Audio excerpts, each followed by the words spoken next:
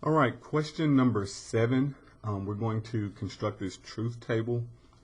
So we're given P, and then we have the OR symbol, and then we have negate Q. So you can see that here. We have P, this is the OR, so you got to remember what OR means. This is the OR symbol. And then negate Q. Okay, so recall OR, okay, there's one condition that we look for. If you have false or false, then the end result is false. So the only time that the end result is false is if you have false for both scenarios. So we're going to go through the table. Now, if at any point we have a true in this, either side or both, the statement is going to be true. This is the only case that it's going to be false. If you have false, false, you will get false. So we're going to fill this table in. So they give you starting truth values. P is true, and then Q is true. However, we want to do the negation of Q. So down this column, we're going to be doing the opposite truth value. So this is usually what they would do in the table.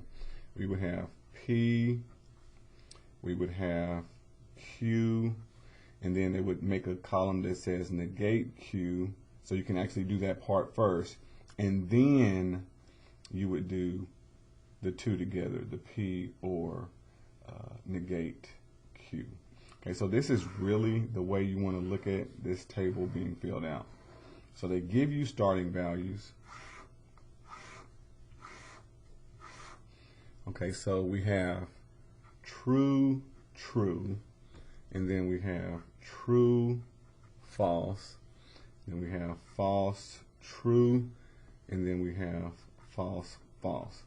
Okay, so our equation wants the negation of Q. So if Q is true, then not true would be false. So we're just going to do the opposite. So this one's going to be true, opposite is going to be false, opposite is going to be true. All right, so now ignore this column Q. We're now looking at these two. And remember, the only case that's going to be false is if you have false, false, that's going to give you false. So we don't have two falses, so that means true. These two is going to be true. Okay, these two. Okay, that's the case we're looking for, false or false. That means this is actually false. And then I look at these two. We have false, true, so that means this is going to be true. So you just look at the rule, and then you can fill the table in. It becomes really, really simple if you understand that rule.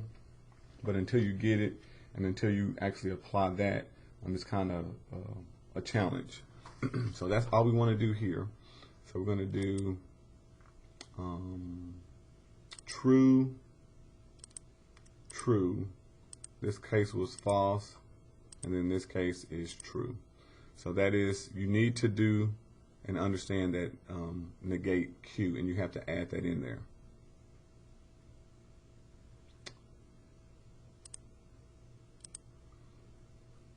All right, number 8, we have another truth table.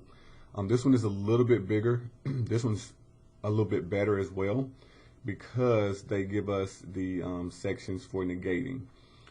So I don't think I'm going to write it down this time. We'll be able to talk it out here. But I do want to remind you what we're looking for. So when you see OR, we're looking for false, false, and then it's false. Everything else is true. When you have the AND, so this is OR. When you have AND, okay, the only way that is true is if you have true, true, then it equals true. Okay, everything else is going to be false. So there's two scenarios that we look for. When you have AND, it has to be true, true to be true, otherwise false. And when you have OR, it has to be false, false to be false, otherwise true. So that's what we're going to be focusing on. So I'm going to go ahead and make this full screen. So I'm going to fill in the first column. So we have true and true. We're going to do the opposite. We're going to negate. So it's going to be false and false. Okay, so now we're going to be looking at these two that we just did. We have and. Okay, so remember, and we have to have true to be true. We don't have that, so this is false. Okay, now we're going to be looking at the negation of P, so that is this one, and then we're going to be looking at Q. So we're going to be looking at these two. All right, so we have the or symbol, or, okay, just as a reminder, let me just minimize this. Or we have to have false, false in order to be false. Okay, so I'm looking at false, true. So that means automatically true. Okay, because we don't have false, false. That's the rule. Okay, so we have this, and then now we're going to be looking at those two together. So we just did this one. That's this part. We just did the negate P or Q. That is this part. So now we're looking at those two together. And again, we have or in the middle. Or, the rule says false, false equals false. Everything else is true.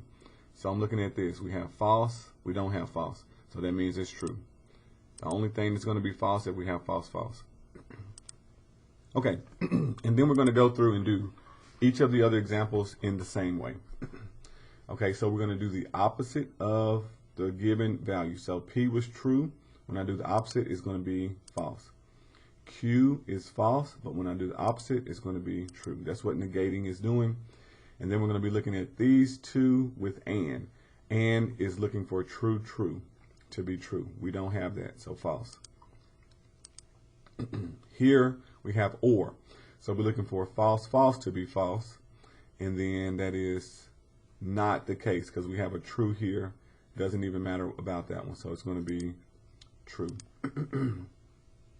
And then again we have or, and again or we're looking for false, false to be false. False, not. So we're going to have true. Oh, I guess I made a mistake here. Or false, false is false. So negate P and Q. Oh, okay, we do have false and false. Okay, so this should be false. Just made a mistake there. And then I guess because I changed that when we have or now. False or false. So it's going to be a chain reaction. If you make a mistake on one, it will lead you to incorrect answers on other ones.